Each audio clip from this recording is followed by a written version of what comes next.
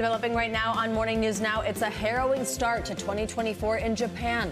Overnight, dramatic new video of a commercial airliner bursting into flames as it landed at Haneda Airport in Tokyo with almost 400 passengers and crew on board. What we know this morning about what went wrong. It comes as a series of powerful New Year's Day earthquakes have led to urgent rescue operations on the nation's west coast. Hundreds of buildings and homes now reduced to rubble as the clock ticks down to locate those who survived. We've got the very latest on those efforts in just a moment. In the Middle East this morning, the IDF withdrawing some forces from Gaza as it doubles down on its war against Hamas, with military forces now setting the stage for, quote, prolonged fighting into 2024. Plus, the battle at the southern border now reaching staggering new heights this morning, with NBC News now learning migrant crossings in December hit an all-time record high. We'll take a look at how some cities are dealing with the influx. And later in the hour, we're going to take a deep dive into dry January and how living sober for a month can kickstart your mental health as we kick off 2024. As everyone's sort of easing back into their post-holiday New Year routines. Isn't that right? I know. Us. Good to see you. I know we've been apart for a little while. I hope you all at home had a wonderful holiday as well. I'm Joe Fryer. And I'm Savannah Sellers. We're going to start this hour, as we mentioned, in Japan with two major stories. So first, breaking news, a deadly collision between a passenger jet and a Japanese Coast Guard plane. The jet bursting into flames as it landed in Tokyo. All 5 crew members on the Coast Guard plane were reportedly killed, and the pilot was critically injured. All 400 people on board the jet were able to make it off safely. We're also following the latest on yesterday's major earthquake in Japan, which killed more than 45 people. Rescuers have been dispatched along that country's west coast near Suzu. People there are still feeling the effects of yesterday's magnitude 7.6 quake. It was so powerful, tremors could be felt 190 miles away in Tokyo. The quakes left a considerable amount of destruction behind, leveling buildings, burying people underneath the rubble, and knocking out power. A huge fire broke out in the city of Wajima. The city's hospital says it's treating several people there for disaster-related injuries. Tsunami warnings were in place for hours after the quakes, forcing thousands to seek higher ground. Those warnings have since been downgraded. We want to get the latest on all this from NBC News foreign correspondent Megan Fitzgerald. Guys, good morning. There was an emergency just hours ago on the runway in Tokyo. A passenger aircraft bursting into flames at Haneda Airport. The plane collided with another aircraft that's operated by Japan's Coast Guard. That's according to a Coast Guard spokesperson. But all of the nearly 400 people on that passenger plane are safe. Japan's transport minister now confirming that 5 passengers on board the Coast Guard flight have died. The pilot is the only survivor. This all seemingly unrelated to the series of earthquakes that have just rocked Japan. First responders are desperately looking for survivors this morning as the death toll on Japan's western coast passes 45 after a series of earthquakes, including a magnitude 7.6 that struck Monday afternoon.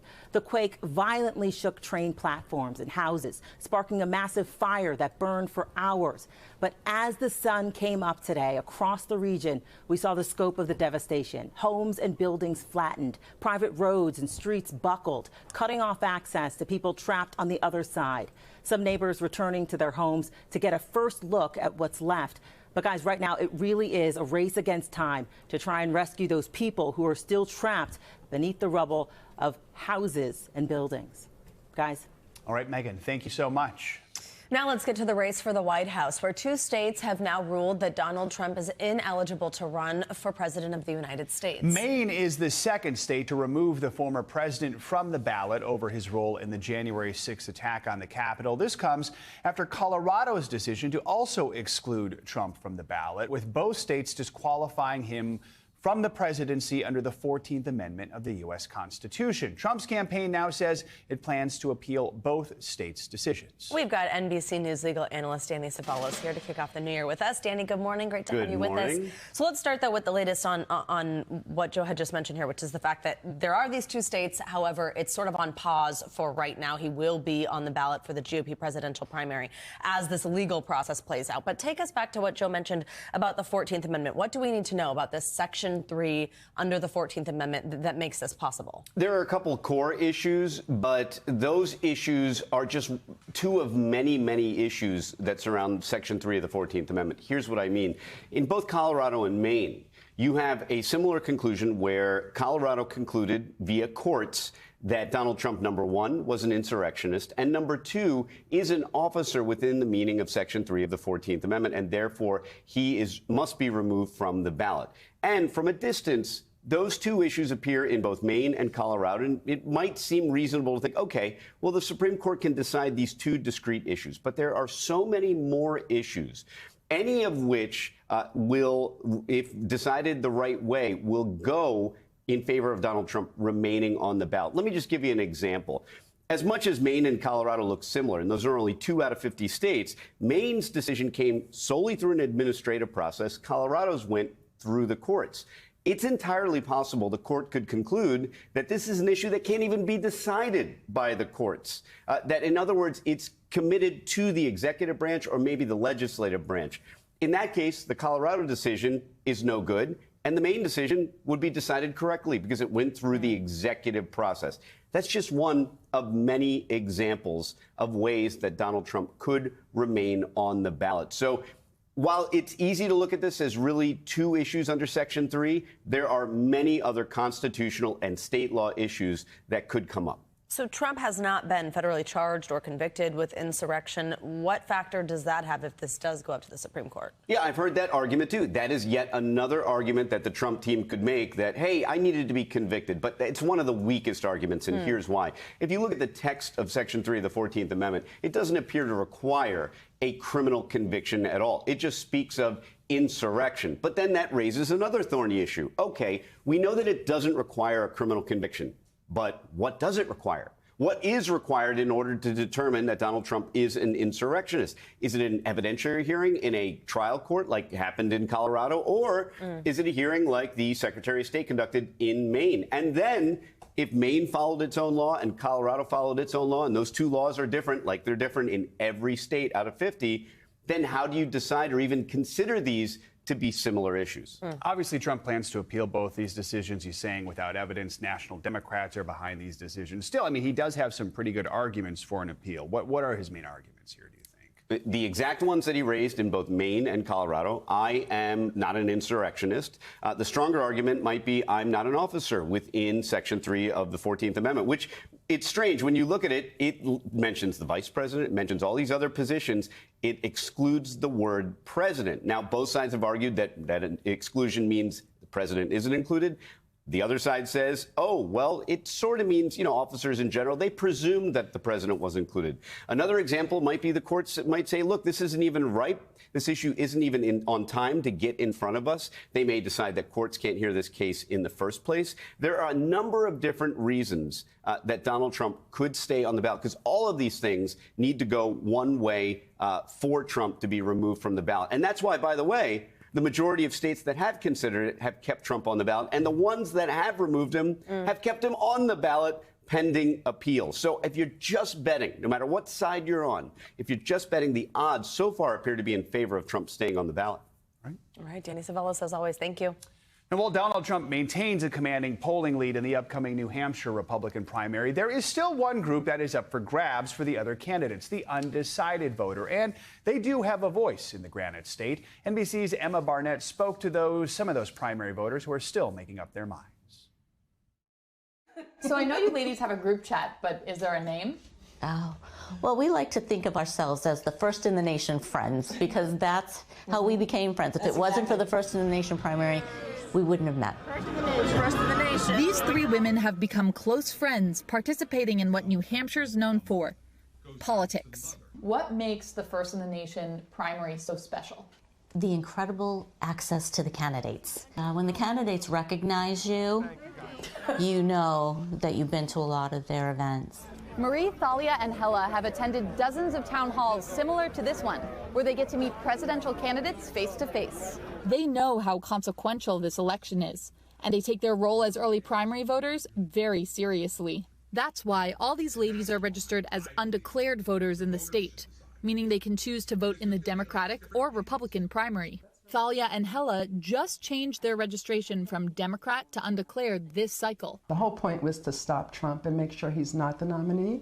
So that was the impetus for changing my affiliation. Is this your first time voting in a Republican primary in the state? Yes. Yep. Of course, they're three of many voters, but their mentality is similar to a lot of others I've talked to in the state. The big question is, do their views signal a broader trend, a potential liability for the former president and current frontrunner? If you don't get out and vote, we can put this to bed. The polls show Trump miles ahead of Nikki Haley, Christie, everyone else in the field right now. Do you believe that to be an accurate reflection of what you're hearing and seeing on the ground among your friends in New Hampshire? No. I think Nikki Haley is going to perform a lot better in New Hampshire than the polls are showing. A lot of independents are going to come out. A good percentage of the voters that are undecided, they make up their minds when they're in the voting booth, like right then and there. So here's the big question. Who are you going to vote for in the primary? I am heavily leaning towards Nikki Haley. Likewise. Ditto. All Nikki Haley? Yep. 100% or? No, it's New Hampshire. It's never 100%. If you told me a year ago that I would even be considering Nikki Haley, or Chris Christie for that matter, I would tell you you're crazy. So what was it that changed for you? Going to the town halls, meeting the people in person and actually listening to them. The candidates' answers to questions at town halls can really swing votes. What do you want me to say about slavery? Case in point, this viral moment. Will Nikki Haley lose support after not mentioning slavery in a question about what caused the Civil War? She has since walked back the comments. The three women tell me her answer disappointed them. They're still leaning towards Haley, but in the Granite State, nothing is set in stone. How powerful is the independent vote in New Hampshire? It's extremely powerful. That's a critical vote. The question is getting them out to vote. Do you think the fact that Trump is on the ballot again is a motivator to get independent voters showing up in big numbers on January 23rd? Yes. Oh, absolutely. Absolutely. Yes. Yeah, that's critical. Emma Barnett, NBC News, Manchester, New Hampshire.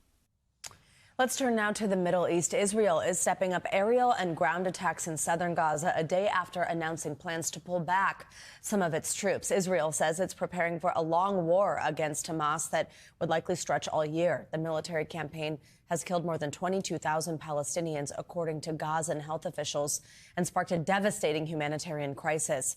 It comes as Israel said it would defend itself against accusations of genocide at the International Court of Justice in a case launched by South Africa last week.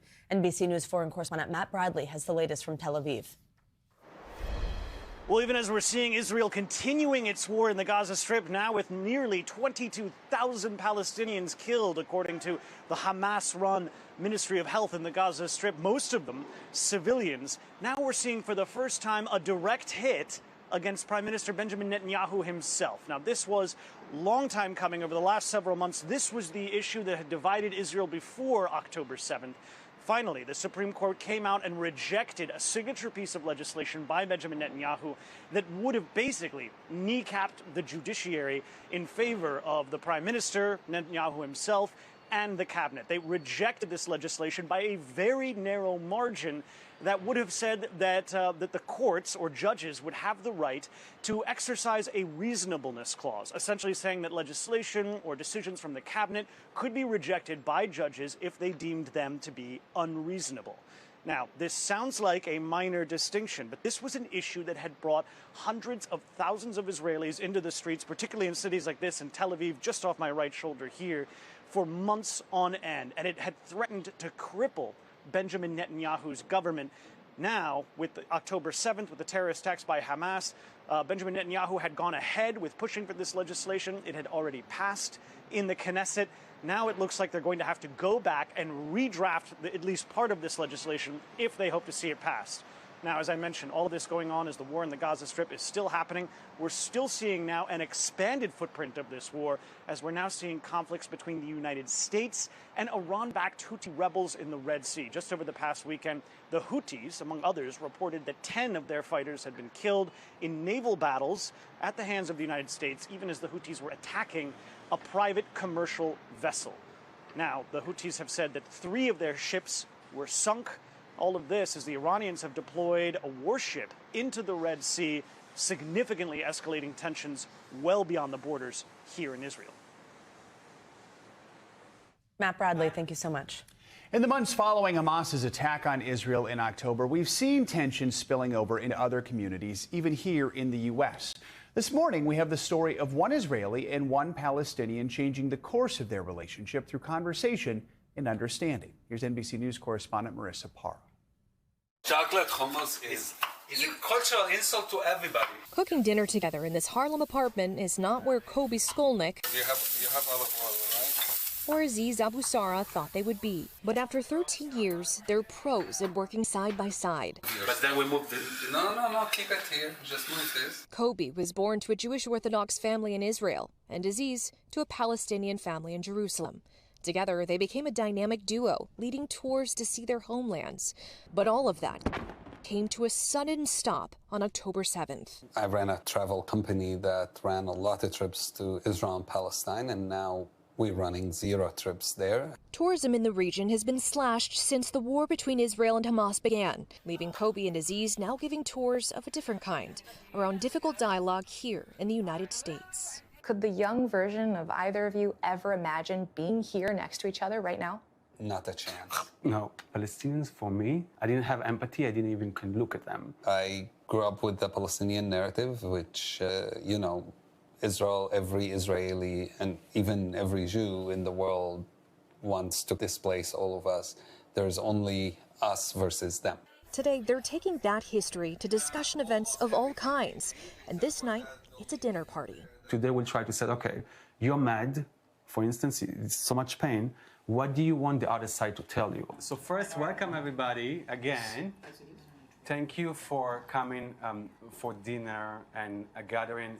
Kobe and Aziz say while their tours have stopped, their work has doubled. From what I've heard from a lot of my Muslim sisters this past month is that they're walking on eggshells, that they're afraid to speak their mind. If we can understand the story and feel the person, we connect over stories. We don't connect over political opinions. I think that can get us somewhere and get us to listen to each other. Their hope that engaging in tough but civil conversations can move the needle. We can still sit together and say we don't see each other as enemy. We're not on the opposite side. What would success look like for you? Thousands of young people having the courage to talk to the other side in a way that changes the perspectives. Our thanks to Marissa Parra for that report. Well, it is a rainy start to the new year for the South, with showers in the forecast this week. That's right. Meteorologist Angie Lastman is here tracking it all for us. Hi, Angie. Good morning. Good morning, guys. Happy New Year to you. Great to be with you. And we do have a couple of spots that you might want to know about if you're especially heading back to work today. Maybe you've got some errands to run, mainly focused across portions of the South and out west. Let's start with the South. That's where we're tracking a couple of showers that are going to work into parts of Texas through the day today. And eventually, as the day goes on, we'll be dealing with some widespread heavy rain. There's that system. So from Dallas down to Houston, we could see some good substantial rain. The good news with this, we're not looking at severe threat for a lot of folks. We're really going to see that stay on the low end here for the rest of the day today. The system does start to move to the east by tomorrow, though, and that cluster of rain goes with it. It'll move quickly across the southeast. It's a quick moving system. So yes, it'll be packing a punch with some heavy rain at times, but it gets out of the picture quite fast, and it'll be out of the picture by the time we get into day after tomorrow. So good news there, but between now and then, picking up maybe 1 inch to 2 inches of rain here across that region, especially focused across portions along the Gulf Coast, New Orleans included in that. And I mentioned out west, we've got winter alerts that are up for some mountain ranges stretching from California and into into portions of Nevada for folks there. We will see the potential for some heavy rain, some snow, and some wind with this next system. It's going to work into the west coast today from Washington down to California. We'll see rain, we'll see snow, and we could see some difficult travel, especially in those mountainous regions. That's where we'll see the potential for some heavy snow, some wind, and of course those showers will stretch into the southwest by the time we get into tomorrow. The system continues moving a little farther to the east, and it will impact folks in portions of the plains as we get into day after tomorrow. So rainfall amounts, localized amounts are going to be up to about 3 inches, guys. As far as snow totals are concerned, the highest are going to be focused towards the Sierra range. So we'll watch for some folks to start snowboarding paragliding and skiing and enjoying it in that way, and everyone else staying home and avoiding the roads. When I was home in Minnesota, we have this little hill in the Twin Cities. It's literally called Buck Hill. And they made snow, and you saw people. They made it. No snow around it at all. It was just a little bit of snow. Exactly. Oh my goodness. Angie, thank you. Yeah, see you in a bit. We've got much more to come here on this hour of Morning News Now, including our weekly mental health check-in. As we kick off 2024, you might be feeling a little anxious or maybe stressed out looking at the months ahead. So how can you handle all those emotions in a healthy way? We've got some tips. First, though, after the break, new numbers from the southern border showing the migrant crisis at record-breaking highs. We've got the details up next.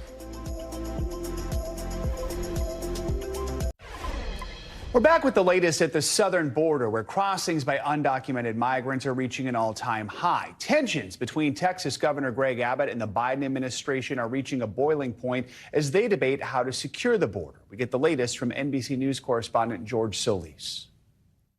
After weeks of scenes like this at the southern border, NBC News has learned December marked a record all-time high in crossings. Some 300,000 undocumented migrants crossing the border, according to DHS officials. It comes as more migrants arrive daily in already overwhelmed cities, by plane near Chicago and by bus in New Jersey, sent by Texas Governor Greg Abbott. It's a type of chaos that this governor is committed to administering. Local officials say sending the migrants to New Jersey is an attempt to sidestep New York City's new rules regulating arrivals of buses of migrants. This is not stopping people from coming, but about ensuring the safety of migrants. This, as a battle over immigration policy is brewing between Governor Abbott and the Biden administration. The Department of Justice threatening to sue Texas if it implements a controversial measure that would allow state and local authorities to arrest, jail, and prosecute migrants suspected of entering the U.S. illegally. Abbott says the Biden administration is refusing to enforce immigration laws, and Biden border policies are encouraging the migrant surge. Here in New York, many migrants end up at the Roosevelt Hotel, one of the many taxpayer-funded migrant shelters. Jose Echeverria from Venezuela has lived here for 6 months, telling me he's illegally selling coffee on the street, but with good reason. He says he's not just going to sit around and wait for a handout. He's going to sit here and work to provide for his family. The father of 4 saying he's doing whatever it takes to survive. The main thing mayors are requesting is help from the federal government. Here in New York, Mayor Adams saying the city is reaching its breaking point with up to 4,000 migrants arriving each week. Back to you. George Solis, thank you so much. Well, the U.S. Coast Guard is ramping up its efforts to reduce illegal overfishing. That includes monitoring a Chinese fishing fleet currently making its way to Latin America. In an NBC exclusive, NBC News foreign correspondent Keir Simmons takes us along with the Coast Guard as they carry out one of their missions. Closer to the U.S. coast than to China, a contest between superpowers on the high seas. Monitoring this massive Chinese fishing fleet looming off South America has become the U.S. Coast Guard's urgent focus. NBC News was invited to board the USCGC Alder, its 50-strong crew, on a new mission. There's nothing wrong with fishing. It's just you got to do it in a way that's responsible. They're part of a multinational law-enforcing effort aimed at curbing overfishing. It's a matter of national security. Around 40% of the world gets at least some of their protein from fish. So that's why there's a sense of urgency here. China's huge fishing industry, with Chinese government subsidies, dominates the South Pacific Ocean, over 10,000 miles from home, fishing for giant squid. We take a flight with the Peruvian Navy, 200 miles off their coast. We're crossing into international waters right now. To find a flotilla of Chinese squid jiggers just outside Peruvian territorial waters, relentlessly pursuing the squid. We've been flying for about 20 minutes at 2,000 feet, just above the ocean, and we've already seen 10, maybe more, Chinese fishing vessels.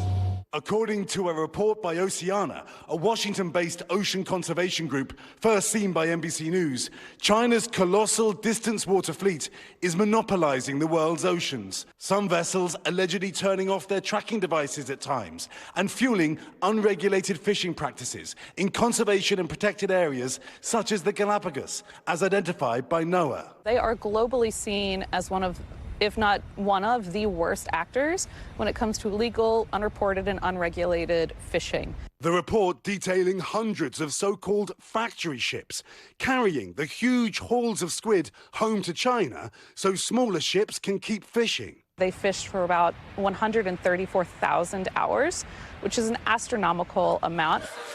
Still, she says, because the US imported more than $686 million of seafood over the past 5 years, including from China, Congress has been able to apply pressure on Beijing by threatening to stop imports without improved fishing practices. Squid like this may end up on your dinner table in the US. We want to make sure that the squid that we are eating aren't a part of illegal fishing.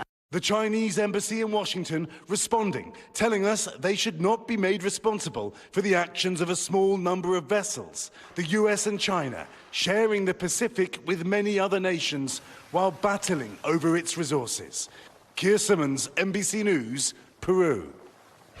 More international headlines now, starting with the latest on the war in Ukraine. NBC News foreign correspondent Claudio Lavanga joins us from Rome with that and more. Hey, Claudio, good morning. Savannah, Joe, good morning. Like yesterday, the capital of Ukraine, Kyiv, came under heavy attack by Russian drones, raising the alarm against more missile strikes from Moscow. Now, the mayor of Kyiv, Vitaly Klitschko, stated that air defenses brought down the drones over the city, causing wreckage and a fire in the Desyansky district. After all, 35 drones were downed. Ukraine's Air Force warned numerous missiles were being fired from Russia towards Ukrainian cities. The drone attack came after Russian President Vladimir Putin stated he would intensify strikes on military targets in Ukraine.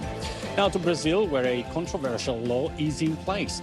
The new law upholds the time marker theory that indigenous peoples can only claim land they have occupied since October 1988, when the current constitution was implemented. Despite Brazil's Supreme Court voting that the time marker theory was unconstitutional back in September, Brazil's Senate moved to pass the law, which came as a victory for the conservatively dominated Congress of Brazil. And finally, over in Dorset, England, you will soon be able to go and see the colossal skull of an ancient sea monster. The fossil belonged to one of the most dangerous prehistoric predators, the pliosaur. The roughly 6.5-foot fossil dates back 150 million years and was found on a cliffside beach in Kimmeridge Bay.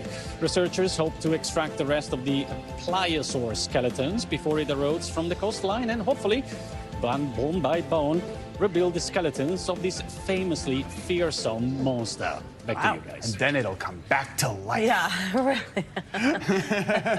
Thank you so much. Appreciate Thank it. you. Hopefully not.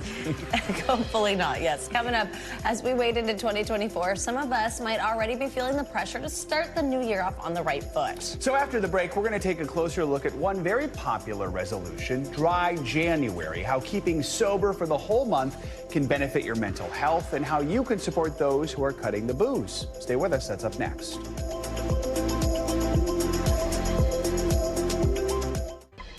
Welcome back. Well, the new year is here, which for a lot of people means it's time to start those resolutions. And many are trying what's known as Dry January, a whole month of living in sobriety. That's right. Dr. Elisa Hallerman joins us now for more on how to safely participate in Dry January. She's the CEO and founder of Recovery Management Agency, also the author of this book you see on your screen, Soulbriety, a plan to heal your trauma, overcome addiction, and reconnect with your soul. Dr. Hallerman, good morning. Thank you so much for joining us. Happy New Year. You too. Happy New Year. So resolutions, they can be tough sometimes, tough to stick to, maybe tough to decide on what to do. How can we create them without kind of putting extra stress on ourselves and our mental health? Well, I think that I prefer intentions instead of resolutions, especially when we're talking about mental health, because resolutions tend to be rigid and they can really set you up for failure, whereas intentions are more of a roadmap of how you're going to take small, tiny little right actions towards your intention throughout the year. And go a little bit deeper. Maybe think about all the things you wanted to do when you were younger and maybe make a list or take a class, little things that you want to do towards your bigger goal. What are the benefits of sobriety and how does that fit in with what you call soulbriety here? So first there's abstinence, right, which is Dry January essentially. And then for those people that are dependent upon alcohol or other drugs, they really have to practice sobriety. And sobriety is a framework, a lifestyle of how you're going to live and really understand and get to more self-awareness, practice humility, and really be able to focus on all these different aspects of your lives without drinking or using, and developing better coping mechanisms. So for somebody who does want to try out Dry January, tell us quickly how you can help support that and any resources that might be available. So Dry January is a great way to start, and I think that basically if you want to try it, you want to go in with an open mind. You want to not be too it's about the process and taking it day by day. And if you can't make it through to the next day, then you want to take a look at maybe if you need a little bit more help, reach out to a friend, reach out to someone else, a clinician or someone like that, and really just enjoy the process. You'll get to see all the health benefits and everything. So yeah, it's really an awesome, exciting month so that people can get in the mood to really see and have more mental clarity. Absolutely. Dr. Lisa Hallerman, thank you so much. And again, Happy New Year. Thanks for joining us. Thank you. To kind of keep this conversation going with our weekly mental health check-in, we're talking about all things 2024. That includes what some call New Year anxiety. Yeah, also maybe you're feeling exhausted after doing some holiday partying. We've got tips to get you charged up for the year ahead. Let's bring in Dr. George James for more on this. He's a licensed marriage and family therapist. Dr. James, always good to have you with us. So the New Year isn't always a celebration for everyone. It can bring up feelings of anxiety, feelings of stress. So what causes some of these feelings as we start the new year, and what are some of the best ways to handle them? Happy New Year, Joe and Savannah. Yeah, when we start the new year, there can be lots of things that we feel. We can feel that we have to make this the best year ever. We feel stress from maybe the money that we spent leading into the new year. There can be all these things that lead to anxiety for many of us. And some of it is just understanding that we're feeling anxiety, finding ways to keep calm or to recognize taking it one day at a time.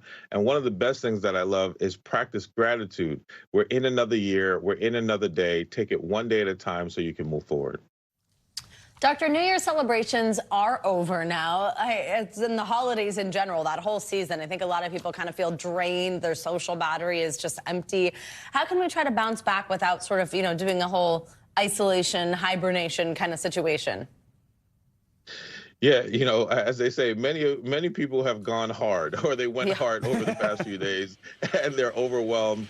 And some of that is just paying attention to all those signs. Maybe you feel tired, that's a sign. Maybe you feel like I don't really want to hang out, that's a sign that it's okay to just back down a little bit or to recharge. That's a big part.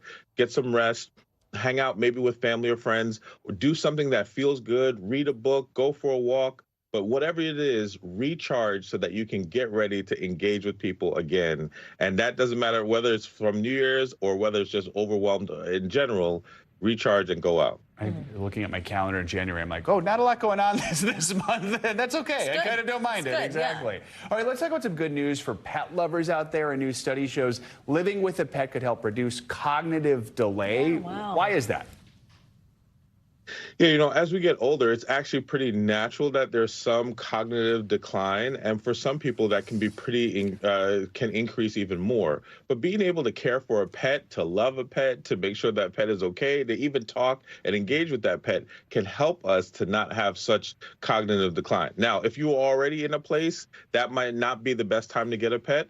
But if not, being able to go and meet new other pet owners or go even to make sure the pet is well cared for, that can feel good and put us in a great place and help us overall mentally in the long run. There you go. Just looking at the pictures seems to be helping me. Maybe if you've been thinking about it, 2024 is the year. All right, Dr. George James, thank you so much. Happy New Year. Great to see you. Happy New Year. Thank you for having me. Coming up, a deadly start to 2024 in paradise. Yeah, after the break, new details on the shark attack off the coast of Hawaii that claimed the life of a 39-year-old surfer and the troubling trend of those face-to-face encounters across the globe that has local officials on alert. That's next on Morning News Now. Welcome back. We are learning more about that shark attack off the shores of Hawaii that killed surfer Jason Carter. NBC News correspondent Liz Kreutz has a look at the growing number of attacks across the Pacific Ocean.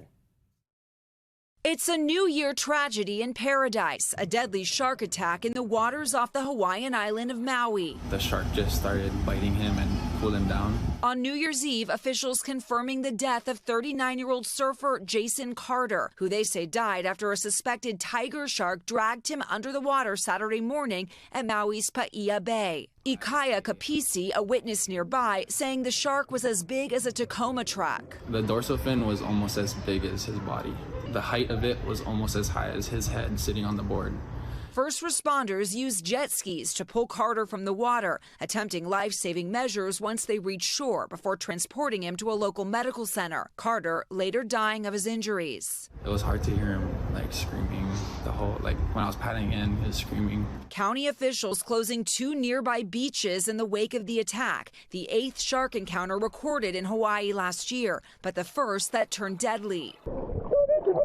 Across the Pacific in Australia, a snorkeler capturing this harrowing footage in early December, coming face to face with the ocean's most fearsome predator. His friend coming to his aid. In the first seconds, it was really panic for me. After that, I tried to thought what I have to do, and I tried just my best to save him. That victim losing part of his right leg, but escaping with his life. But just days ago, a much different outcome. A 15-year-old surfer killed by a great white, marking Australia's 3rd deadly shark encounter in recent months. Back in Maui, the weekend's attack now leaving another family mourning. I was just trying to pray for his family, and it's just a tough thing to see.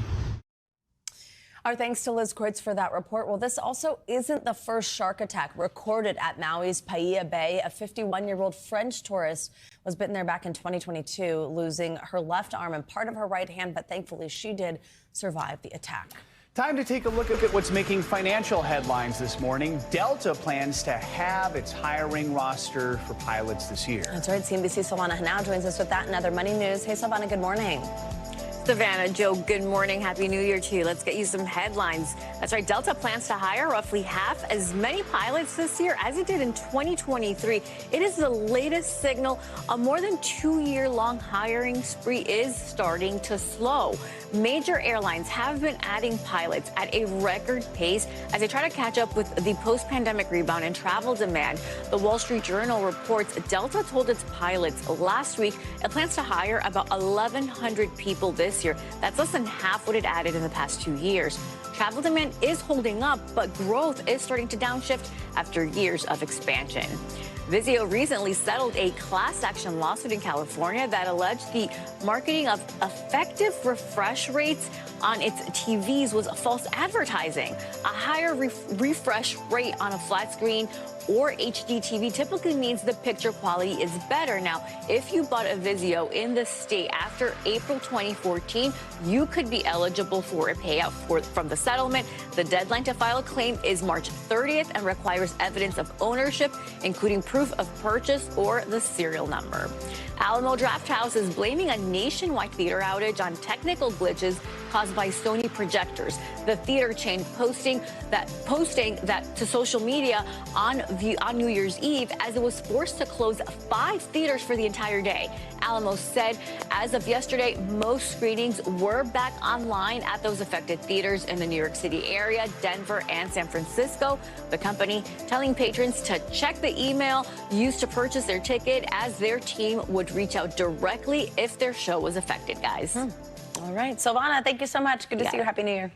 Nearly 1/3 of people living on the Navajo Nation reservation don't have electricity, and 86% don't have natural gas, making it nearly impossible to heat their homes during the winter. NBC News correspondent Antonia Hilton introduces us to one woman who's forging a unique partnership to help people stay warm this season. Traveling up a dirt road in the tiny town of Wide Ruins, Arizona, the sagebrush is all you see for miles until you get to Harry Joe Ashley's house. The 67-year-old Marine veteran is a Navajo Nation elder living in this traditional Hogan home. No electricity, no running water, no floors. But there's one thing he can't live without: firewood. That's one thing, is there's a competition around here. Everybody's taking wood. Can't really make a load and then bring it here. All day, every day, he uses a wood stove to heat his water and his home, staving off Arizona's deep winter freeze. But he has no way to collect wood locally. It's a struggle for many in the Navajo Nation. Living off the grid means traveling hours to get this necessity, no matter the cost. Navajo people are very resilient, so they're not just going to sit around and be like, oh, I'm cold. Like, our elders will go out and try to take care of themselves, and sometimes the result is not what we want. Miranda Mullet grew up in Wide Ruins with her grandparents. She knows firsthand how a lack of firewood poses a problem for her community's elders. She took to social media, asking for donations on TikTok. My dream was 20 people, and then it went viral on TikTok, and then all of a sudden, like 1 million people have seen it, and then we reached enough money to support 40 families. There's some work to be done right here. Sasha Stortz had community members like Miranda in mind when she helped kick off the National Forest Foundation's Wood for Life program, providing firewood for Native families after a local coal-fired power plant closed. It really precipitated a home heating crisis. And she says it's a partnership that benefits everyone involved. The program processes firewood from forest restoration projects, turning trees that needed to go into firewood for remote Indigenous communities hours away. When we have too much wood and our neighbors are looking for firewood, it's just a perfect connection. That connection has expanded the Wood for Life program from hundreds of homes to 5 tribes in 5 states, handing out 10,000 cords of wood last year. There's a very high unemployment on the Navajo reservation, so I wanted to also just inject this money back into the community by supporting jobs. Now, people on the reservation have jobs processing wood and delivering truckloads to elders in the far reaches of the community, trekking miles across dusty roads all the way to Harry Joe Ashley's door. Thank you very much for the wood. Giving back in a way that helps everyone. Just being able to take care of the community that took care of me is very important. Our thanks to Antonia Hilton for that report. Absolutely. Coming up, we are taking to the skies with a beloved American icon on the rebound. After the break, the bald eagle flying high once again thanks to conservation efforts decades in the making. Stay with us.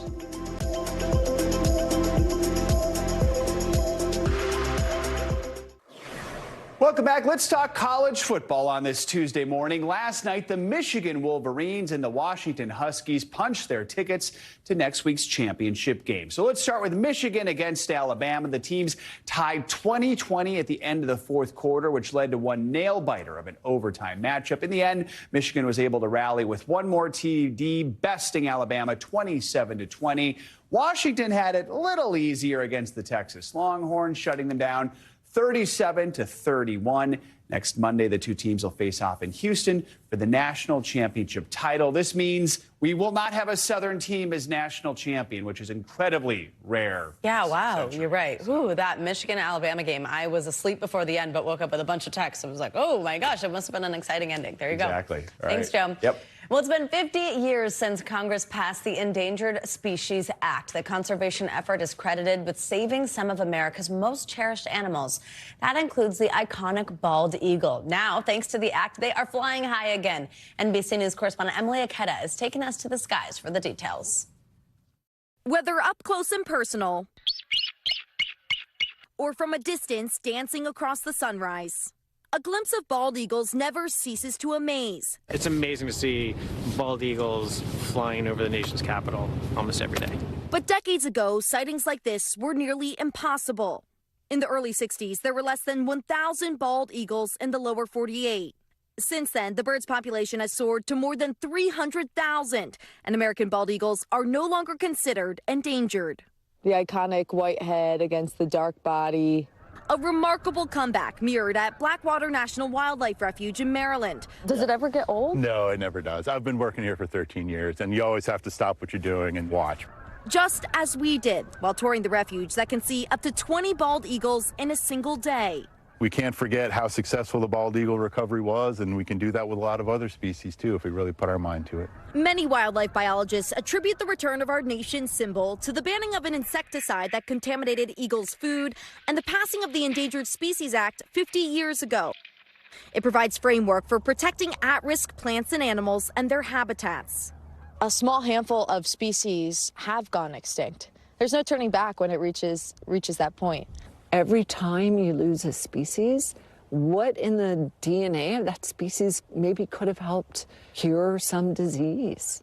There have been clashes in Congress over some of the species listed as endangered and land use restrictions, but the U.S. Fish and Wildlife Director believes everyone can agree on the Endangered Species Act's overall mission and says the growth of American alligator, peregrine falcon, and grizzly bear populations formerly on the brink of extinction is a sign of hope. When we give nature a chance, it has the ability to heal itself. And as luck would have it, there it is. Wow. 2 bald eagles even graced our interview. How lucky are we? So lucky. Emily, thank you so much for that. Well, new challenges still lie ahead for the bald eagle. According to the Fish and Wildlife Service, climate change is having a big impact on breeding and migration patterns. New studies also show that American bird populations have dropped by about 1/3 in the last 50 years. So there is still work to be done, but a little bit of good news there. Finally, let's end this hour with a look at a gifted 6-year-old who's one of the youngest members ever admitted into the high IQ society, Mensa, and is already committed to helping others. NBC News correspondent Ellison Barber has his story.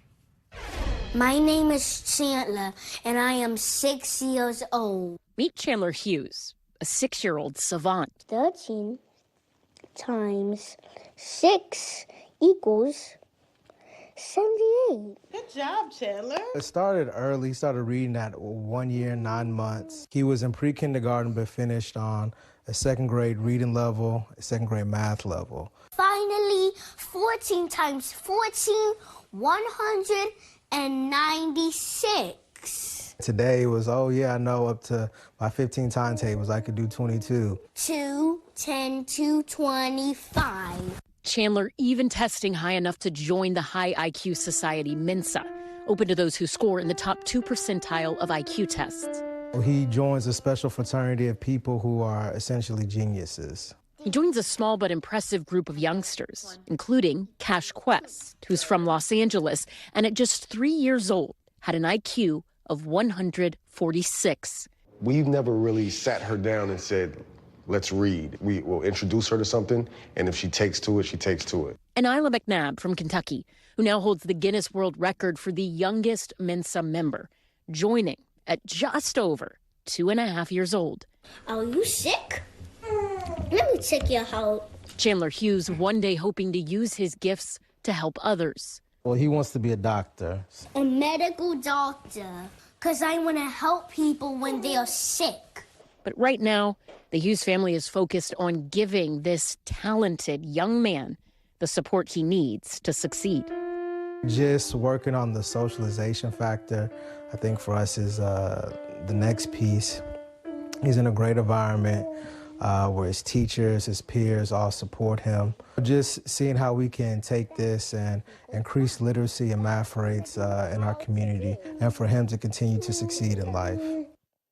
Thanks to Ellison Barber for that report. I love the little tie and the little coat. It's adorable and a genius. Exactly. And kudos to those parents who, I mean, it must be a little overwhelming. Like, how are we going to do this? And they've got it down. So encouraging. Yeah, exactly. So much support. Oh, and amazing to see. That's going to do it for this hour of Morning News Now. Don't go anywhere, though. The news continues right now.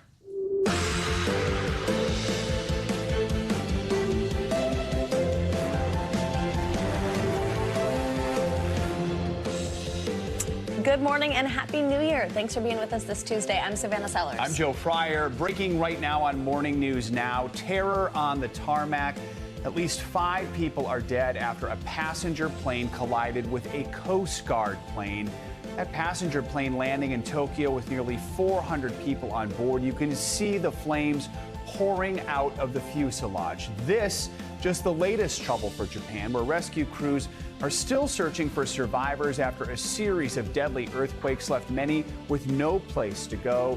We've got the very latest. Plus, a major ruling from Israel's Supreme Court striking down a key part of Prime Minister Netanyahu's judicial overhaul plan, what it means for the future of the country, as the IDF announces it will begin withdrawing some troops from Gaza in order to pace itself for a long fight.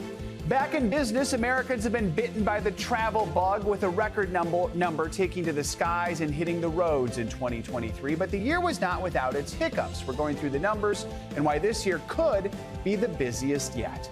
And from Aperol spritzes to girl dinners, 2023 saw a number of food and drink trends. So what's hot in 2024? Well, at least one of the answers could be cold, as in cold ramen. Get ready to dig into the biggest culinary crazes that could soon come to a table near you. You see me trying to do chopsticks with noodles, not my strength. Maybe a resolution for you. Exactly, something to work on. And exactly. hopefully the Aperol Spritz, though, stays, right? It is, but there's going to be a different option that a lot of people are really into. I've tried that one, too. I like it. We'll get into that in a little bit. Of course, we do want to start this morning in Japan, where we are covering two major stories. We have breaking news out of Tokyo, where a passenger plane burst into flames after it collided with the Japanese Coast Guard plane. You can see the dramatic images of the aircraft just totally engulfed in flames. All 5 crew members on the Coast Guard plane were killed. The pilot is in critical condition. All 379 people on board the passenger plane were able to make it out safely. This comes just after a fatal earthquake killed more than 45 people on the country's west coast yesterday. And this morning, the race is on to free survivors trapped under the rubble. Dr. Wendy Bohan is a geologist who specializes in earthquakes. She will join us in just a minute to help make sense of what happened yesterday. But first, we're going to bring in NBC News foreign correspondent Megan Fitzgerald. She has the very latest on both major stories out of Japan. Megan, good morning. Though the people on board the passenger plane were able to escape, we are learning from Japan's transport minister, confirming for us that 5 people on board that Coast Guard flight have died. The pilot, the only one to escape alive, as the devastation in Japan continues. This morning, an emergency on the runway in Tokyo. This aircraft bursting into flames at Haneda Airport. The plane collided with another plane operated by the Japanese Coast Guard, according to the Coast Guard spokesperson. All of the nearly 400 people on the passenger plane are safe. The Coast Guard saying they're looking into the reports. It seems unrelated to the series of earthquakes that have rocked Japan. As first responders desperately look for survivors, the death toll on Japan's western coast already rising. More than 45 dead after a series of earthquakes, including a magnitude 7.6 that struck Monday afternoon. The quake, the largest the region has seen in decades, violently shaking train platforms and houses, sparking a massive fire that burned for hours. People in malls and shops scrambling for safety. But as the sun rises across the region, a look at the scope of the devastation and loss. This woman surveying the damage of her home, debris everywhere and walls caved in. She says, "I don't think we can live here anymore." She joins dozens of others now left without a place to live. Near the epicenter, smoke and embers still filled the air. Officials say this region was among the hardest hit. Homes and buildings flattened, private roads and streets buckled, cutting off access to people trapped on the other side. We are also learning that the Coast Guard plane was in fact set to deliver aid to the areas affected by the earthquake. That's according to the transport minister, as Japan is using boats and aircrafts as a way of getting needed supplies to those in need. Back to you. Megan Fitzgerald, thank you so much. For more, let's bring in Dr. Wendy Bohan. She is a geologist who studies earthquakes. Doctor, thank you so much for joining us. So in addition to the earthquake in Japan, we saw quakes in Alaska and in California. So first of all, is there a connection between all these quakes? And just overall, are we seeing an increase in seismic activity right now? Those are great questions. Fortunately, there is no increase in seismic activity. This is just the Earth doing Earth things. So Southern California has about 10,000 earthquakes every year. So having this little earthquake off of Palos Verdes is not a surprise. And Alaska had more than 2,200 earthquakes just last month. So no, fortunately, these earthquakes are not connected and seismic events are not increasing. That is some good news. Japanese officials had warned that aftershocks, also tsunamis, that they could continue for up to a week. People should be on guard, especially for the next 3 days for another quake specifically. Does it still seem likely that Japan could get another major quake in the coming days? We always expect there to be aftershocks after an earthquake this large. Some of them can be large enough to produce damage. In about 4 to 5% of earthquakes, there can be an even larger earthquake afterwards. But again, that's a 95 to 96% chance that this is the largest earthquake in the sequence. But people in the area will continue to feel shaking in the days to come. So they need to be prepared for that. Large earthquakes and tsunamis are common in Japan. They've spent billions of dollars to quake-proof buildings. Still seems like what we've seen over the last couple days are common. Is it possible to create buildings that can withstand an earthquake? And if we had seen this earthquake in Tokyo, would the damage have looked different? That's a great question. So we cannot make buildings earthquake-proof.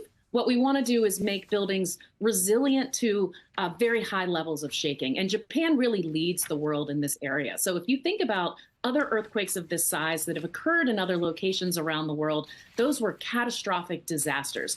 And compared to that, while seeing this sort of damage and loss of life is heartbreaking, this is modest compared to what it would be if Japan hadn't taken those actions. And we've seen earthquakes of this size on the East Coast. They happen there fairly frequently. There was a magnitude 7.4 there in 2022. And again, we see damage around sort of this size, this magnitude, but not the level of devastation we see in other places because Japan is so prepared and so ready for earthquakes. Dr. Wendy Bohan, appreciate your expertise this morning. A lot of folks have a lot of questions when we see earthquakes like this, so thanks for answering those questions. Thanks for having me. Now let's get to the latest on a new West Coast system that could bring some rain, maybe even some snow. Meteorologist Angie Lassman joins us with the forecast. Angie, good morning. Hey, good morning, guys. We've got some winter alerts up from Nevada all the way out to California. You can see some of those mountain ranges with the alerts right now, and here's why. We've got another system that's going to slam into the West Coast, Washington, Oregon, California, all included in the impacts that we'll see today, mainly looking like some heavy rain, some snow, and potentially some gusty winds. At times, that rain and snow will stretch again from Washington all the way into portions of central California. By tomorrow, it moves a little farther to the east. This is going to be the day that we really see some difficulty if you're going to be traveling in any of those mountainous areas. We'll see the wind, the snow make for some really slick conditions when it comes to the roads. As we get into Thursday, the system works a little farther east, and it does leave us with some rain stretching from parts of Texas all the way up into Colorado, seeing a little bit of snow. We'll see that kind of wintry mix in some spots across this region too. Again, not great for travel on the roads. By the time it's all said and done, I think we'll pick up the highest amounts closer to 3 inches, but more widespread amounts, 1/4 of an inch to 2 inches, are more likely. As far as snow is concerned, folks across the Sierra Range are going to be happy. Up to 8 inches, we could see some higher amounts in those localized spots, and we'll also get a good amount of snow for parts of the Rockies too. Big picture look for the week ahead. It looks like we'll see really nice conditions across the east. Most of the country is really quiet. We'll see some heavy rain across Texas today, and that system will move a little farther to the east, and we'll start to see the potential for some wet weather across parts of the southeast tomorrow. And by the time we get into the end of the week, seasonable conditions across the east, some rain and snow for the middle of the country, and we stay active across portions of the west. Now, this is what everybody wants to know. Savannah was whispering to me in the commercial break about this. Do we have snow in the forecast for the weekend for the Northeast? Potentially. Let's talk about the two systems that we could see. This is the American model. This is trending more intense for snowfall for the Appalachians and Mid-Atlantic. The path of this and the timing of this all matters. The European model is bringing it a little slower of a pace, but and starting a little farther to the south, but it does bring some heavy snow across parts of the Northeast. It is too early to talk about the amounts. It is too early to talk about which one of these scenarios will happen, but I know that people are seeing it on their weather app, so I'm just going to get ahead of it and tell you that there is a potential that there could be some impacts to maybe your plans or your travel on Sunday across the east. People in New York would have to be like, what is this? What is this white stuff falling from the sky? 600 something days since we've had snow? A long, long time. Well overdue for a good amount of snow. But we'll see. We'll have a better idea by the time it gets to Thursday, Friday. All right. So we'll keep talking then all week. Thank you, Angie. Now that Santa has made his yearly rounds and Times Square wraps up another New Year's celebration, much of the country can finally wind down. It was a whirlwind holiday travel season. AAA predicted it would be one of the busiest travel periods ever for the holiday stretch, with more than 115 million people crisscrossing the nation from December 23rd to January 1st. NBC News correspondent Emily Ikeda joins us now with more on the travel rush. Emily, good morning. Good morning. Maybe you noticed more cars on your way into work today. You can see some of the activity building behind me. 2022 was the bounce back year for travel, and 2023 ended up taking that number to new heights. As you mentioned, more than 115 million Americans from the roadways to the runways crisscrossed the country for the holidays, according to AAA, in a major stress test for U.S. airlines. This morning, travelers are heading back home and back to work after a massive holiday rush crowded planes, trains, and roadways.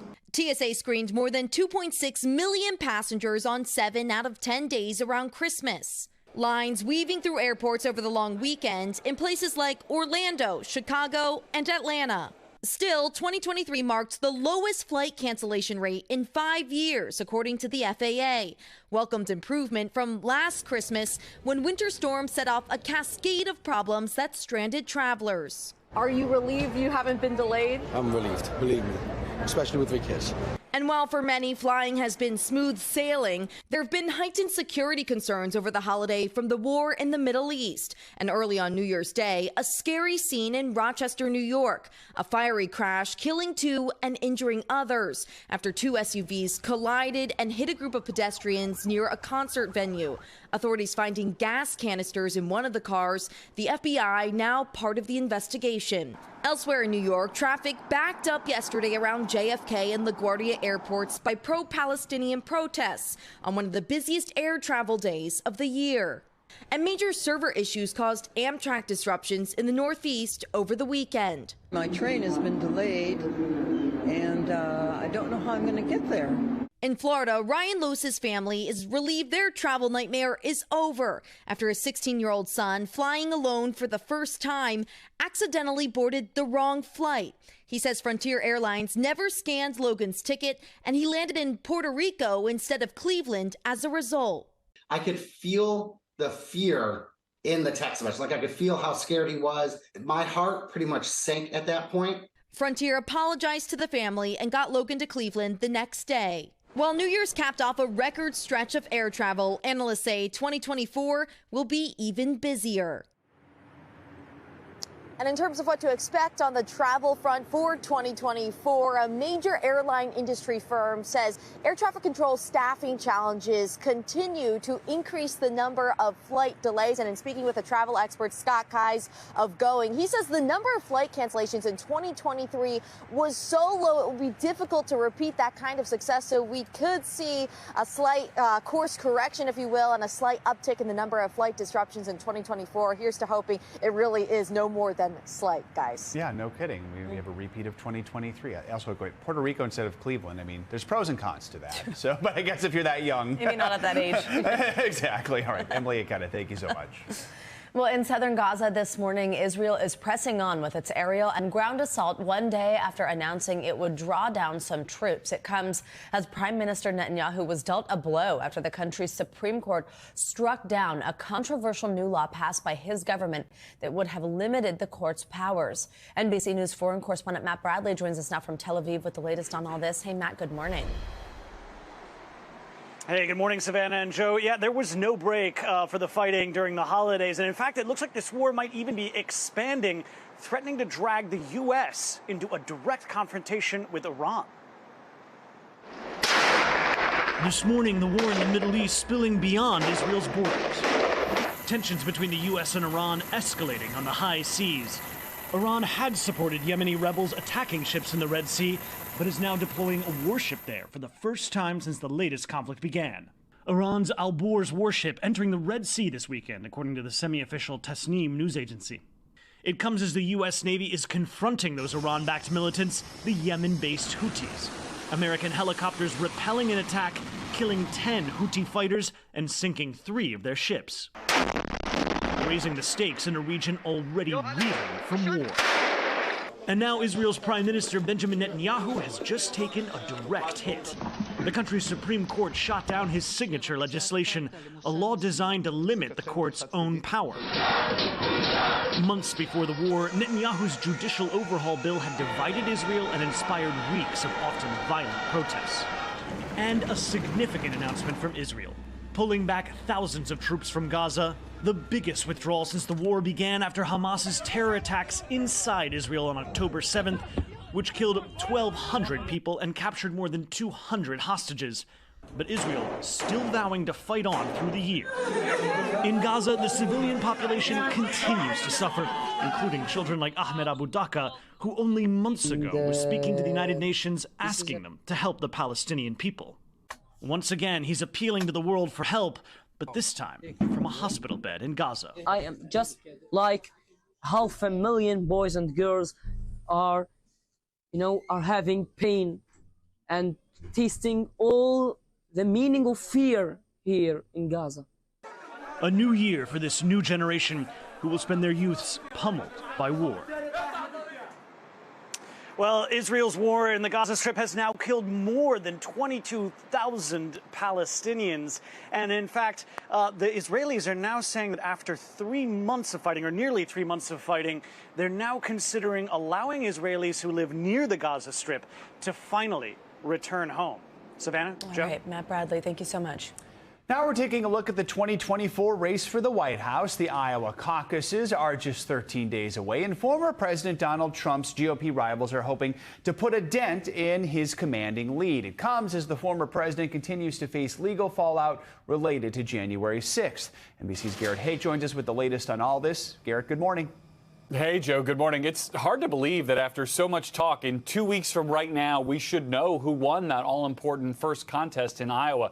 The Republican field has been barnstorming the state over the holidays, but some of the most critical action in the GOP primary is set to take place in court thousands of miles away.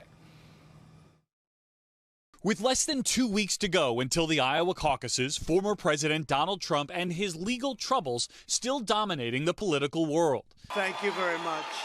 The Trump campaign expected to file an appeal as early as this week to a decision by Maine's top election official that he is disqualified from the presidency under the 14th Amendment because of his role in the January 6th attack. That decision in Maine, similar to one earlier last month barring Mr. Trump from the ballot in Colorado. Critics of the rulings have pounced, calling them partisan attacks on the former president. They're trying to take the election away from the voters. And while both rulings are unprecedented, former President Trump's name will remain on the ballot in both states while the appeals process plays out. It's one of the many legal challenges looming over the Trump campaign, with the potential for up to 5 Trump trials during the busy campaign year. These are Biden indictments against their This is just against a political opponent.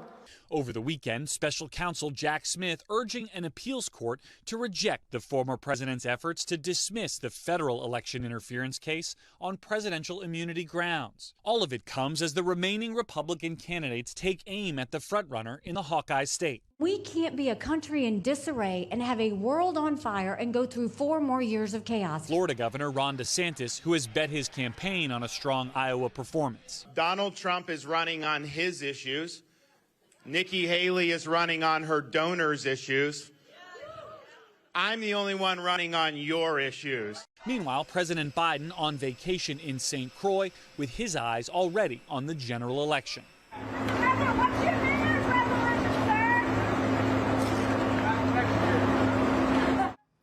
As for Donald Trump, his political and legal calendars are now beginning to collide in a complicated way. He has the closing arguments for his civil fraud trial in New York just days before the Iowa caucus. His trial here in D.C. on the 2020 election charges is currently scheduled to start just a day before Super Tuesday, when more than a dozen states hold their primaries. It's a tough balancing act of voters, juries, and judges that will likely define this election year. Joe? And it looks an awful lot, I bet, like your calendar for this year. That's right. All right. Thanks, Garrett Haake. Thanks so much. Coming up, crisis at the border. A record number of migrants flocked to the southern border during December. The historic surge that's pushing some cities to their breaking point. Plus, looking for love. New research says more than a third of Americans are subscribing to dating apps. But does paying for the premium service really help that much? We're going to go one-on-one with an expert to find out. Welcome back. The Department of Homeland Security says the influx of migrants at the southern border during the month of December shattered all previous records. And some mayors of so-called sanctuary cities are announcing new measures to try and manage the rising number of people who are being sent from Texas. NBC's Maggie Vespa joins us now from one of Chicago's 27 migrant shelters. Maggie, good morning. So talk to us about these new numbers that we're getting from Homeland Security first. How is that impacting what we're seeing in places like Chicago or like here in New York? Hey guys, good morning. Well, Savannah, you talk about the 27 and counting shelters. I mean, these are all completely packed, so much so that Chicago, as of last night, has close to 600 migrants just waiting for a spot in a shelter and counting. But really the big headline is that number that you highlighted off the top. More than 300,000 migrants crossing into the U.S. last month alone, the month of December alone. That is an all-time high. And DHS says that works out to close to 9,000 to 10,000 migrants coming into the country, many of them asylum seekers per day. Again, that is a staggering number. That is a record number. And we're seeing the impacts, guys, like we've been reporting in cities far north of the border, like Chicago, and guys, where you are, of course, in New York. So, Maggie, what are the mayors of those big cities saying about all this? What are some of the measures they're putting in place to try and deal with all the people who are arriving in their cities? Yeah, as you know, we're really seeing this kind of patchwork of laws and regulations being put together sort of in real time. I mean, I talked about the shelters. That's been the first kind of order of business, right? But now we're seeing this really interesting thing play out where mayors and officials in varying cities are enacting policies to try and regulate bus access into the city. That's one thing that we're seeing in a number of cities. And we saw just overnight in New York, actually, a bus dropping migrants off in New Jersey. And that was seemingly to circumvent this new regulation that requires buses, for instance, give 32 hours notice before entering the city of New York. We have a similar new regulation here in Chicago. As a result, we had a plane load of migrants being dropped off about an hour west of Chicago in Rockford over the holiday weekend. And guys, we're told people on board that plane, they showed up without coats. Some of them had flip-flops on. And frankly, no one, according to advocates, knew where exactly to go once they landed, guys. So, Maggie, amid all this, the Justice Department is threatening to sue Texas. This is over this new state law that allows police to arrest and deport migrants who illegally cross the border. What is the latest on that? So that law, which has made a lot of news, as you know, is set to take effect on March 5th. So you would think there'd be a little bit of time. But here's the thing. The DOJ has actually given the state of Texas until tomorrow to decide and announce whether or not they're actually going to enforce that law. If Texas says they indeed plan to enforce it, that's when the DOJ says they plan to sue. And in response, Texas Governor Greg Abbott, who, of course, has been behind a lot of these chartered planes and buses into these northern cities, he has said he will take that battle, that law, all the way to the U.S. Supreme Court, guys. So this, of course, is far from over. Back to you. All right, Maggie Vespa, thank you so much. Now to international headlines. South Korea's opposition leader was stabbed. That's right. NBC News foreign correspondent Claudio Lavanga joins us with the latest on that. Hey, Claudio, good morning. Savannah, Joe, good morning. Well, that's right. That attack this morning was actually caught on video. Now, it shows the leader of South Korea's political opposition walking among what it looks like journalists, and all of a sudden, a man attacks him. Now, authorities in South Korea later said Lee Jae-myung was stabbed on the left side of his neck and was airlifted to a hospital in a helicopter. The police said his wound was not life-threatening and that the attacker, a man in his 60s or 70s, was arrested at the scene. In 2022, Lee Jae-myung narrowly lost the closest presidential race in South Korea's history and was later indicted on corruption and breach of trust charges. Let's go to Serbia now, where on Sunday, protesters tried to storm the city assembly in the capital, Belgrade. The protesters used flagpoles and rocks to break in, but were repelled by police in riot gear who fired tear gas at them. The attack follows days of protests by thousands of people who demanded the annulment of Serbia's snap general elections last week, called by President Aleksandar Vučić. An international monitoring mission said the elections were held, and I quote, under unjust conditions, including intimidation and pressure on voters, including cases of vote buying. And let's end this tour of the world in England, where thousands of so-called chippies, seaside shops selling fish and chips, may soon be forced to close. Fish and chips have been the quintessential comfort street food for generations of Brits, and a tasty cure for hangover. Until recently, a typical fish and chips will cost only a couple of dollars. But the cost of living crisis, including the rise of the cost of electricity and ingredients, pushed up prices to levels some are not willing to pay.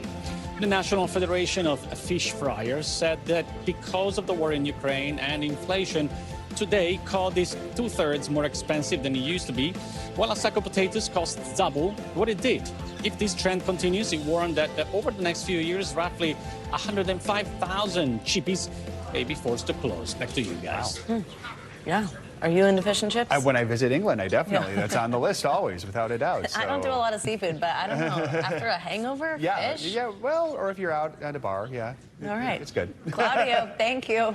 Coming up, the winter holidays might be over, but it is never too early to start planning that summer getaway. That's right. What you need to know about the new travel trend that could save you time and money. Stay with us.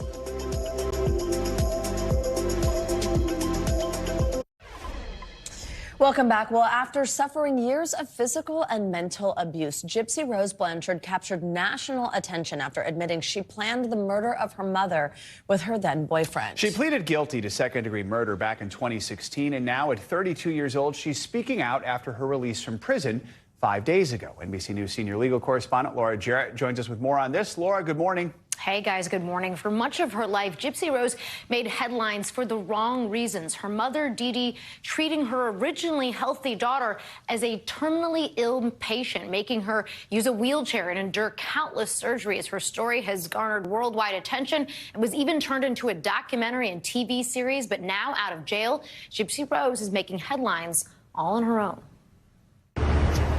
Hey everyone, this is Gypsy. I'm finally free. After 8 years behind bars for her mother's murder, Gypsy Rose Blanchard, now a free woman. Hey everyone, Happy New Year's Eve. And right back in the spotlight, speaking out for the first time on her newly created social media accounts. I just want to send a quick video to thank everyone for the massive amount of support that I've been getting on social media. Everyone has been really, really nice.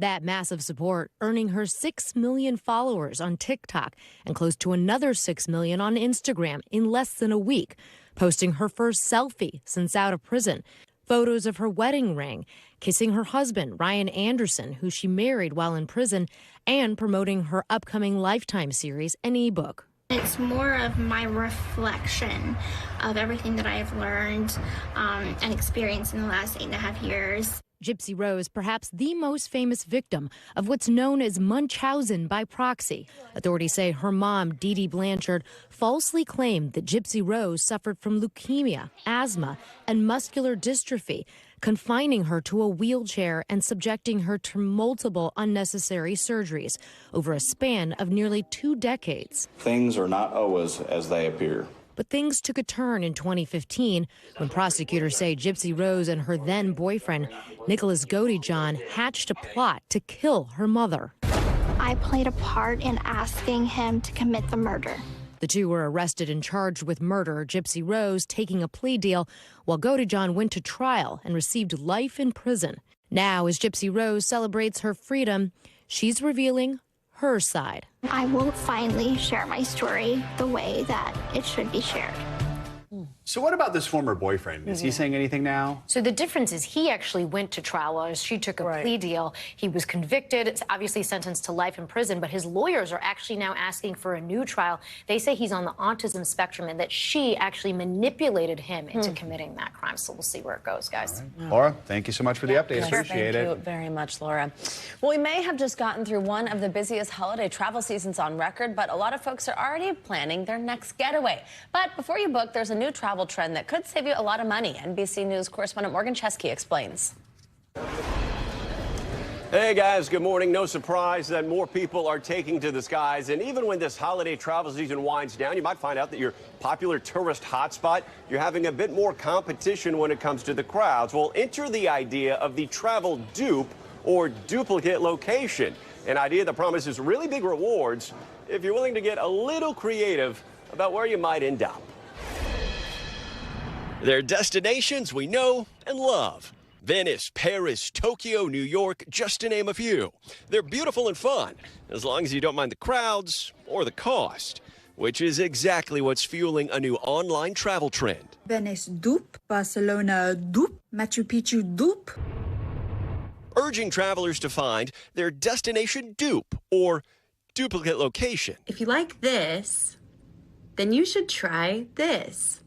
If you like this, you would love this. It's gotten very, very expensive in the past couple of years. Travel pro Casey Carr says for his clients on a budget, dupes can open a whole new world. You're looking for similar weather, similar geography, so mountains for mountains or big cities for big cities. In the Caribbean, move over St. Martin. U.S. flight searches to the island of Curacao exploded 200%. Sold on Sydney, Australia.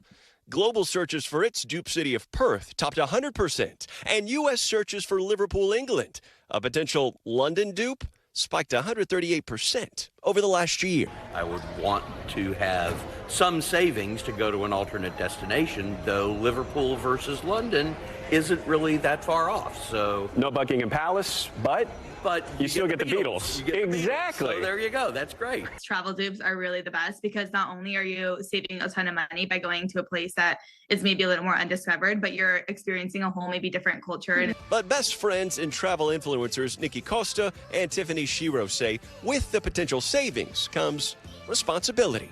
Just be respectful, like it's not about you, and really just try to get to know the people there and the locals and understand their way of life. I think that's what travel is all about. Just remember, not all dupes are created equal. Montreal for Paris, France, yes. Yes. Paris, Texas for Paris, France. No. And for the die-hard bucket list travelers, the same rules still apply. The earlier, the better. Like, we're going to New York to see the Today Show. I can't see the Today Show anywhere else. I did not tell her to say that, by the way. There is only one New York City. There you go. I like that. There's only one New York City. Exactly. All right, Morgan Chesky, thanks for that. So more people are shelling out money for love. A recent survey by Pew Research found about 35% of Americans are subscribing to dating apps in an effort to find love. Some say it's the only way to actually find true love. Damona Hoffman joins us now for more on this. She's a certified dating coach, host of the Dates Inmates podcast, and way down on her resume, she was my college roommate. She's also the author of F the Fairy Tale, Rewrite the Dating Myths and Live Your Own Love Story. Damona, always good to have you on, my friend. So I love this. Even if it's not the only way to find true love, walk us through the benefits of actually paying for dating apps, how it is helping people look for relationships. Well, there are a lot of reasons to pay for a premium experience. First of all, you can save time. That's our most precious resource, Joe. We're running out of time all the time. And if you can see who already likes you and you can shortcut that process of swiping, I think that is worth it. It also distinguishes the serious daters from what I call the looky-loos, the tire kickers, the time wasters. So there's this new tier on Tinder. It's by invitation. So you know that anyone there, they're sort of hand selected and they are there for probably more serious intentions because people are really making the financial investment. You put your money where your heart is. And, you know, it gives you so many different tools as well to differentiate yourself from the crowd. That's what I always hear from daters. Like, there's so many people online. How do I separate myself? Well, getting some of these features, getting some of these badges, getting the visibility, that will expand your pool and get more options for you in your dating journey in 2024. What do you say to someone who is looking for love, maybe is on these apps, but skeptical about actually paying for them? Well, I say you get what you pay for, right? And if you are just there casually kind of seeing what's out there, I think it's fine. But you're going to have a fun experience, but you might not get the results that you're looking for. And a lot of times when people write into my podcast, Dates and Mates, they say, I am looking for a serious relationship, but it feels like the people on the apps aren't there for the same reasons. But I usually will find that those people aren't making the investment. And actually some new Pew research shows that those who have paid for a dating app have a better experience than those who don't. So say you did make this decision, I'm going to pay for it, so now I'm jumping in. Still, there's more to it than that. How do you approach finding a relationship online? Is finding love the absolute end goal, or are there other ways you should kind of go into it?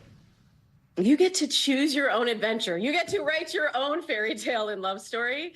But look, I met my husband online, and that's how the majority of my clients have met their partners. So I know it works, and it's such a benefit that we have our dating pool expanded.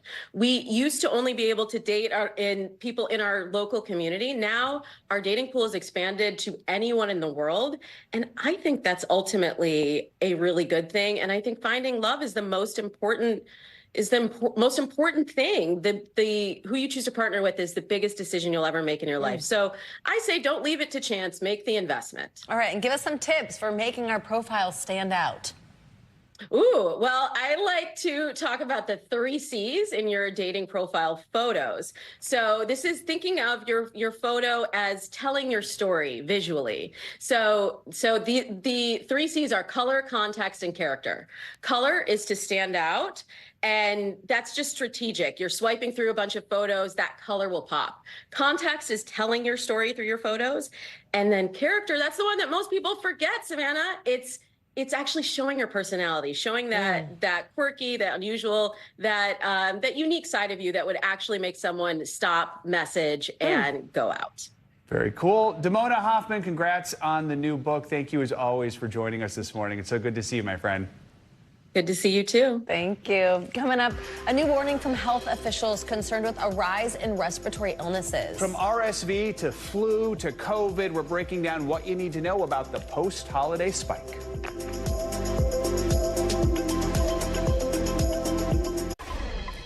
Welcome back. Well, the holiday season has come to an end. Now many people are returning home with an unwanted gift, a variety of respiratory illnesses. NBC News correspondent Blaine Alexander joins us from Atlanta with the latest on a surge in these seasonal illnesses. Hey, Blaine, good morning. Well, Savannah, good morning to you. That's right. Health officials say this is our new normal. Now, of course, around this time of the year, we're typically used to seeing a rise in flu and RSV cases, but this is the first season that we're now officially beyond the pandemic. So now COVID has fully rolled into that list of normal seasonal illnesses. Combine that with the fact that vaccinations are down, and experts say that we can expect to see a rise in cases in the weeks to come. As the holiday season winds down, health officials warn respiratory illnesses are quickly ramping up. A troubling trifecta of flu, COVID, and RSV, with rising cases fueled by holiday gatherings and peak travel season. According to the CDC, at least 30 states have reported high or very high levels of flu-like illnesses, with hospitalizations also on the rise. A lot of people are getting sick out here. It comes as vaccination numbers are hitting a troubling low. According to the CDC, just 18% of Americans have received the latest COVID booster, and fewer than half of American adults have gotten their flu shot, prompting the CDC in December to issue this urgent message to doctors: encourage at-risk patients to get the shot. And experts warn, prepare for even more cases in January. We do expect cases are going to rise. Hospitalizations are going to rise well in to the end of January, early February. All of it has led to some hospitals in at least 4 states and the District of Columbia to reinstate mask mandates, including Massachusetts, where this nurse sounded off on social media. Mandatory mask. What does that tell y'all? COVID is back.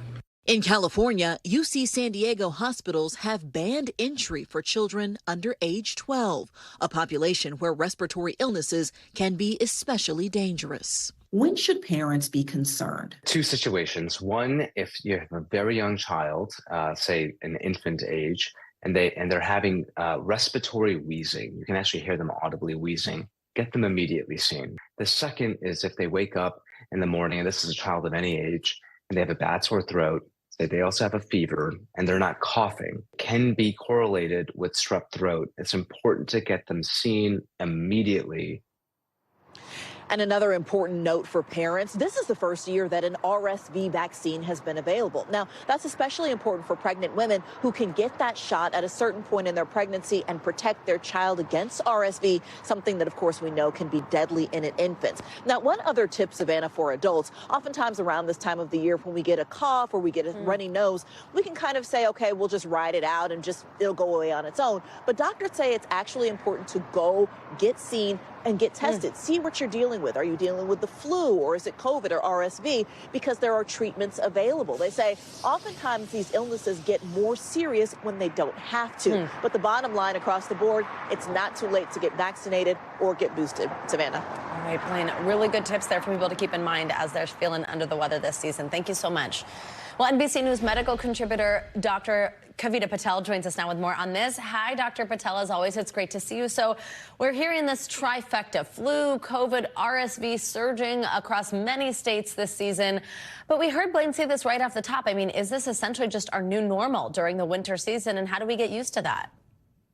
Yeah, it's a little too soon to tell if this is going to repeat itself every year. But what we do know is that COVID has kind of come back into the fold, and we're not stopping what we're doing every day, right? People are traveling. We've had holidays. People are gathering. But that's just going to contribute to spreading all of these viruses. So we'll likely see these numbers not just doubling, but tripling, quadrupling, exponentially rising over the next couple of weeks. Is a lot of this because everybody was just with their families gathering indoors during the holidays? That and the fact that we're dealing with one of the most infectious variants, JN1. It is the most easy to give. Now, here's some good news. It's not severe. It's not like previous surges where we had a lot of hospitalizations and deaths. They're definitely happening, but not to the rate at which people are getting infected. So that's contributing all around the world, Savannah, and it's also leading to these other viruses just presenting themselves. Just when we now have patients that have 1, 2, 3 viruses at the same time, and that can just offer more chances to get infected. We just had some numbers up on the screen. I want to go through some of them. So COVID, of course, still the leading driver of respiratory virus hospitalizations. But we look at this full screen here on our screens for viewers. The flu is on the rise. The CDC estimating that there have been 7 million illnesses. And of those, 73,000 hospitalizations related to the flu this season. How concerned are you when you see that number? And tell us what symptoms people should specifically be on the lookout to determine whether, hey, this might be something more serious than a common cold. Yeah, very concerned. We're seeing flu really kind of outpacing what we would normally expect. And here's just a little bit of kind of fact for you. Australia, which is in its warm season right now, is also seeing record high in flu. And so when we see other countries that are warm and they're getting high flu rates, we're getting hit with those flu rates as well. That alarms many of us. And what we should look for, the distinction between flu, COVID, and RSV can be subtle. All of them can have a cough. All of them can have a sore throat. Flu is still generally classically presenting with those kind of shakes and chills, that feeling, Savannah, like you got to get under 10 blankets to get comfortable. You do need to get, I think, as Blaine mentioned, get diagnosed, and not just because you need to know what you're dealing with, but we offer treatments depending on what age and who you are. We can have treatments for all of these illnesses, especially if you're immunocompromised. So be on the watch out. Get those home antigen tests, because the most common question is, could this be COVID? Get the home antigen test. I've been seeing them free and around. And then also advocate for yourself. If you are positive, ask and say, is there a treatment available for me that I should look into? Really important info from both you and Blaine on the fact that there are treatments out there. So if you're not feeling well, see your doctor. Dr. Patel, as always, thank you very much and Happy New Year. Thank you. You too. Now let's get to some financial headlines this morning. Bitcoin, they're seeing some major gains as crypto's recent rally conjures some excitement among investors. CNBC's Silvana Henao joins us again with that and some other financial headlines for us. Hey, Silvana, good morning.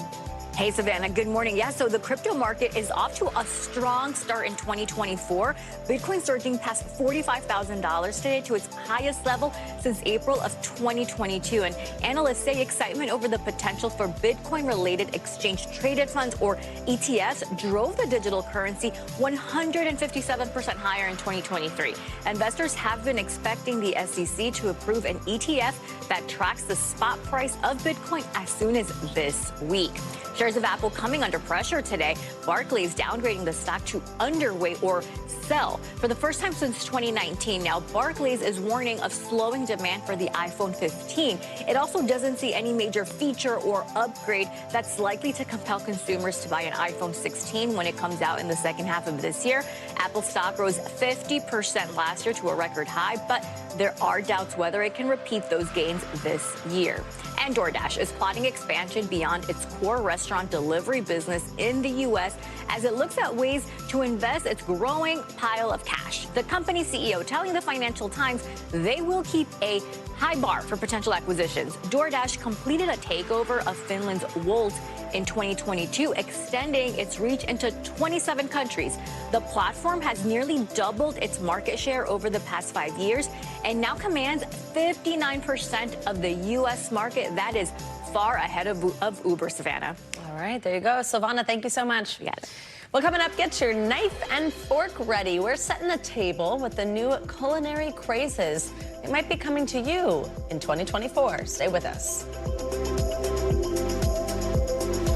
Welcome back. If you live in Michigan and you bought a Powerball ticket, pay close attention. That's because last night, someone in the Great Lakes state became the newest multi-millionaire, winning the jackpot prize of more than $842 million. The winner has not yet come forward to claim the jaw-dropping prize, which is the 5th largest Powerball jackpot in history. According to Michigan's lottery, the lucky ticket was sold at a food castle in the city of Grand Blanc, Michigan. You weren't around there during the holidays, were you, Joe? I did not get a chance to visit Michigan. Now I wish I had. Right? There you go. A lot of people from there. All right, thanks, Savannah. Yeah. So 2023 introduced us to some hot new dining trends that you may not have predicted, like butter boards or, of course, girl dinner. And with a new year comes new ways to enjoy what we eat, including surprising twists on old favorites. We hopped around New York City to check out which food trends you might find there and in your own neck of the woods in 2024. Take a look. This story, like any good meal, begins with a drink. Most people have heard of the Aperol Spritz. What do you got here? For here, we have the Hugo Spritz. That's what's on the menu at more and more restaurants like Republic Latin Fusion in Brooklyn.